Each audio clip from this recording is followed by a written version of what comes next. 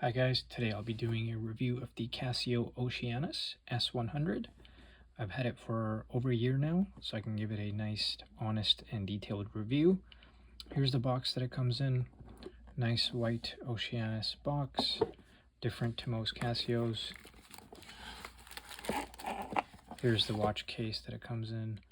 It's like a blue leatherette with some stitching, and it comes on this nice white pillow. Nice high quality stuff.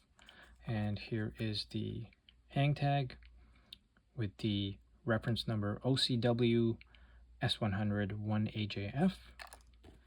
So let's move the box out of the way and move on to the watch itself. And we'll start off with the dimensions. Let's grab the calipers, make sure they're zeroed out. 0, there we go.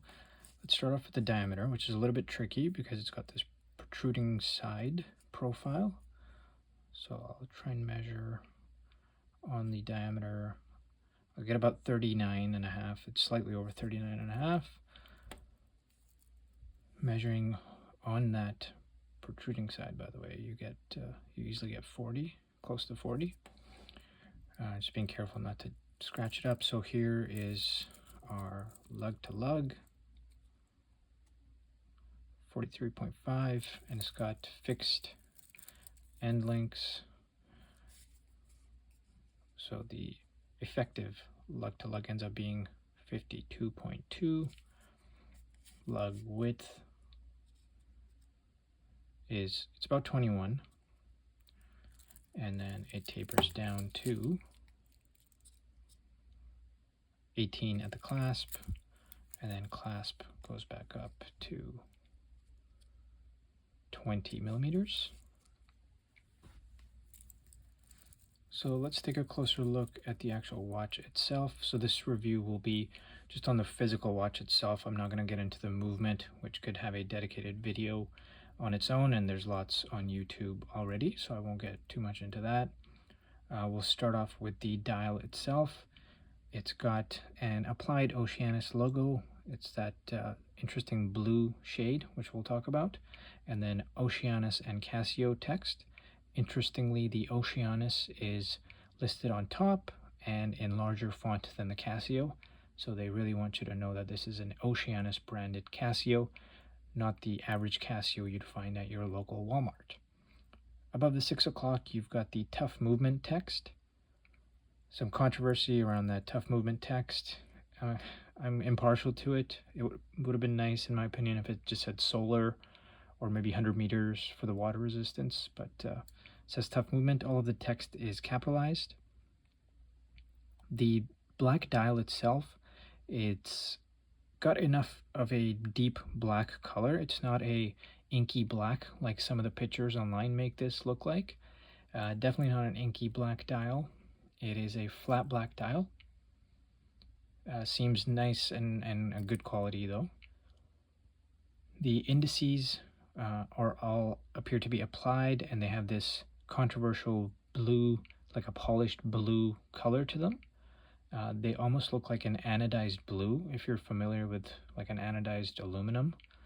Almost looks like that, and it's got a nice shimmer when you move it around and the light plays off of that blue color and kind of shimmers.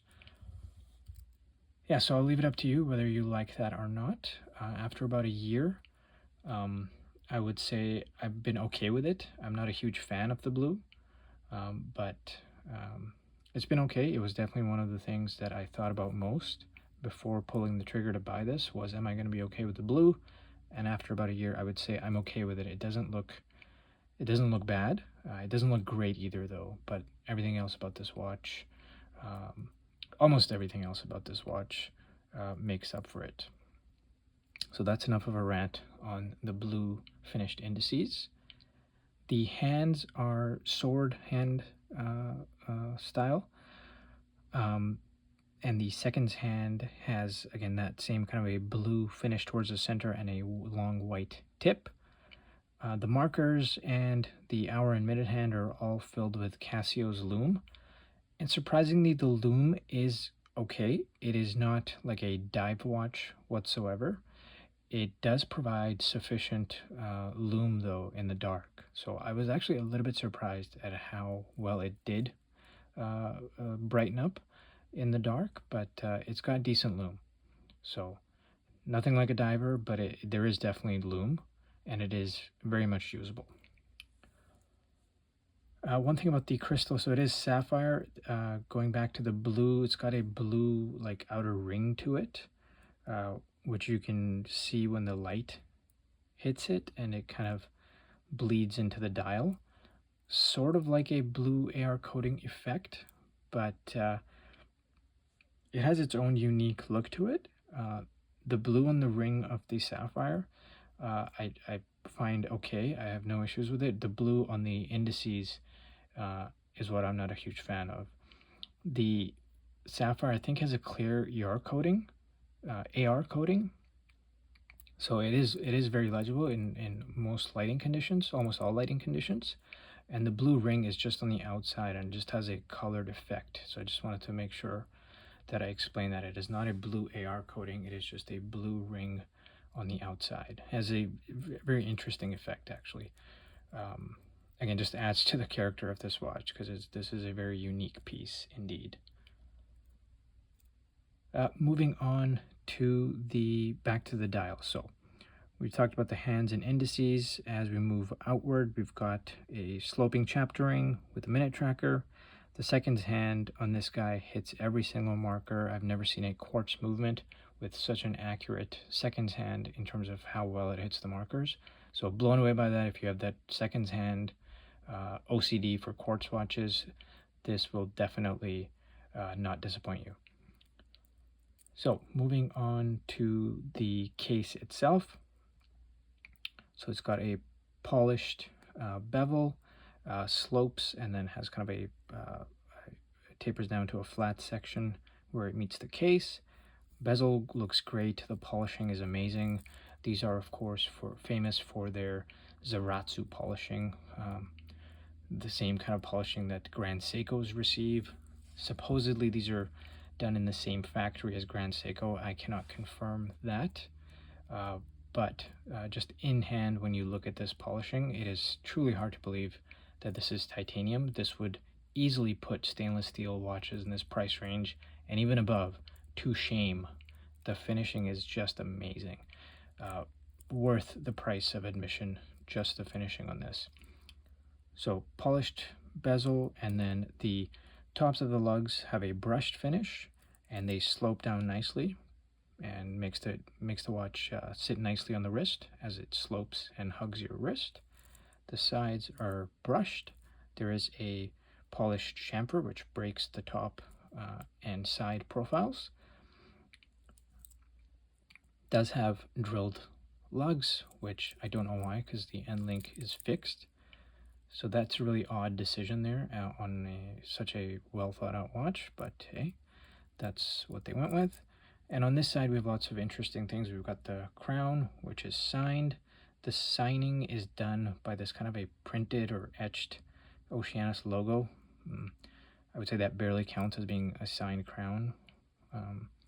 The crown itself feels nice, high quality, easy to grip and operate. Not that you'll have to do that much. It's got a button at the bottom, which is, if you press the button, just tells you yes or no to whether or not the watch was synced with the atomic clock. And then on top, it's a depressed button, which you need a pin or a tool to operate. And that's when you're tinkering with the movement, which I will not be getting into in this review. And by the way, on the dial on the outside, there is a chapter ring with the world timer. Shockingly, this is a world timer. You can hardly tell because it's got such an unobtrusive world timer design. I've never seen something so unobtrusive that's a world timer. So truly hats off to Casio and the Oceanus team for building such an incredibly unobtrusive and elegant world timer. Sometimes you'll forget that there is a world timer that you can use on the outer chapter ring. Onto the case back. As we move along, we've got all of the printed text on the back, usual Casio stuff, right? So got the model number, water resistant 10 bar, titanium sapphire made in Japan, and it's got the multi-band 6 tough movement wave captor tough solar. So solar atomic world timer. All right, moving on to the bracelet. So the bracelet, of course, all titanium, also has that fixed end link, which I'm not a huge fan of. 21 millimeters, odd size, but you can't even change out your bracelet and try different straps. This watch would definitely look good with different straps, in my opinion, but you can't do that. The first link actually doesn't move in one direction here. It just locks in when you try to move it in the upward direction, which is interesting. So when I put it down, it just would sit like this. It wouldn't sit flat, which makes it not wrap around your wrist as well, and it kind of flares out a bit, and I'll show you when I put it on my wrist. The other thing is the same problem with the links. The links don't move upward, they only move downward. Downward articulation, great. Upward, not so much. And they're also, the links themselves, when if you look at the back side, the center section is very close to the larger links. And what that does is sometimes it will actually catch your arm hairs. So I was shocked that this thing was pulling arm hairs for such a high quality, expensive Casio. With a solid bracelet, it was actually pulling arm hairs. And now it only happened, I would say maybe once every other month that happens, but it can pull arm hairs, so be aware of that. So it's got a very unique bracelet, but it's got a few downsides. The other downside to the bracelet is that it doesn't provide enough micro adjustments. The clasp has 2 micro adjustments, which are not enough, at least not for me. It does have half links, but even with the half links, I was not able to get a perfect fit for my wrist with the 2 micro adjusts. And the clasp is just not that great. I've seen this clasp in stainless steel on other cheaper Casios, like the LINEAGE models have this clasp also. So they didn't really do anything unique for this titanium Oceanus, which is a bit disappointing. Everything else about the bracelet in terms of visually how it looks and how it's finished is just top notch. It matches the case finishing perfectly. It looks great, has like its own unique look to it, like a slightly modified version of an oyster, as it's got a bit of a flat section here on the center, and then it's got polished finish on the top section of these mid links. So it looks great on the wrist. It's just that it's fixed. It can pull your arm hairs, and you can't get a perfect fit depending on your wrist size. So I would say overall, I've been very satisfied with this watch after about a year's ownership.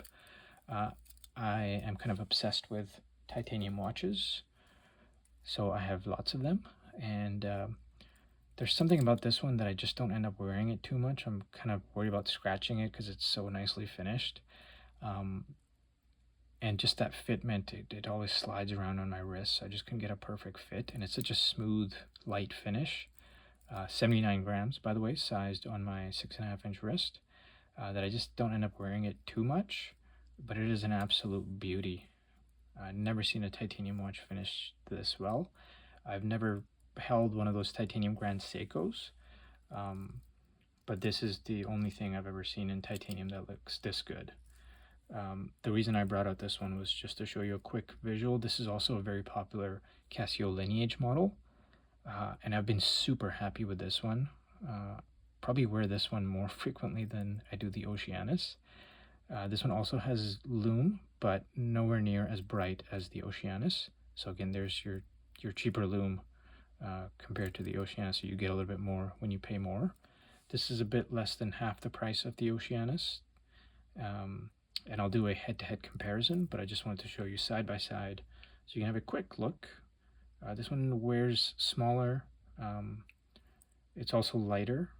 I don't know by how much. I'll do more details in the review, but here they are side by side, similar sized, but this one just wears a bit better. The bracelet is just a totally different construction. and I changed out the clasp to this stainless steel Casio Edifice clasp, which gave me a much better fit on this one. I just didn't want to modify this one. It's got a different style of clasp here, which is much more difficult to replace. This one just had the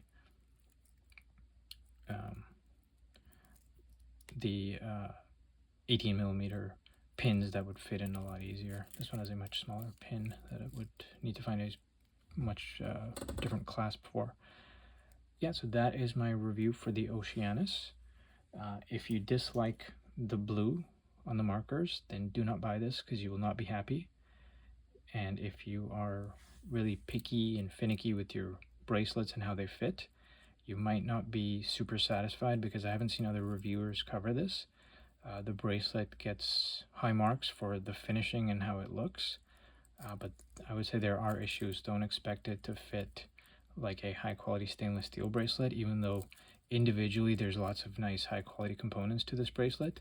It just it will not wear like a high quality bracelet.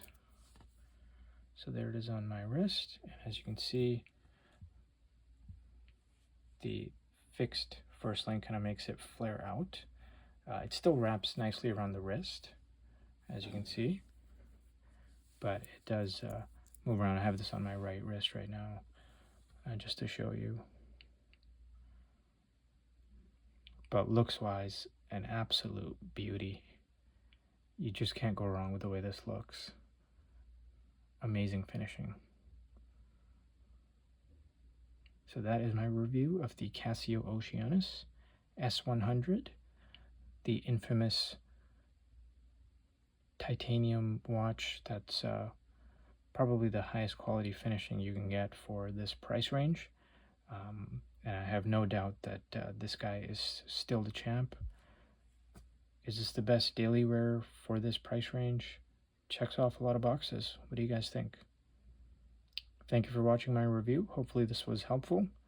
If you liked it, please do subscribe to my channel, as I'll be posting more and more reviews. Thank you.